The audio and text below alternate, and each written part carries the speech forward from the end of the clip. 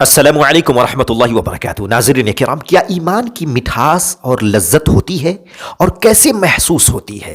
جی ہاں، ایمان کی لذت اور مٹھاس اور چاشنی ہوتی ہے اور وہ دل سے محسوس کی جاتی ہے۔ جیسے کھانے والی اور پینے والی چیزوں کی لذت اور چاشنی منہ سے محسوس ہوتی ہے، اسی طرح ایمان کی لذت اور چاشنی دل سے محسوس کی جاتی ہے۔ جب آپ کی باڈی صحیح سالم ہو تو آپ اپنے منہ سے کھانے والی چیزوں کی چاشنی اور لذت محسوس کرتے ہیں۔ اسی طرح سے اگر آپ کا دل شہوات سے محفوظ ہو، ہوا پرستی سے محفوظ ہو، محرمات سے آپ بچتے ہوں، تو ایسی صورتحال میں آپ اپنے دل سے ایمان کی لذت اور چاشنی محسوس کریں گے۔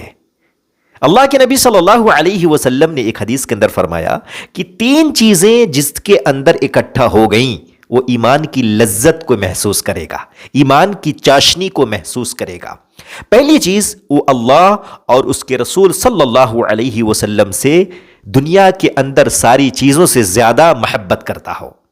نمبر دو، وہ کسی سے جو محبت کرے تو اللہ تبارک و تعالی کی رضا کی خاطر محبت کرے، کسی غرض کے لیے نہیں، مفاد کے لیے نہیں، بلکہ اللہ تبارک و تعالی کی رضا کے لیے ایک دوسرے سے محبت کرے۔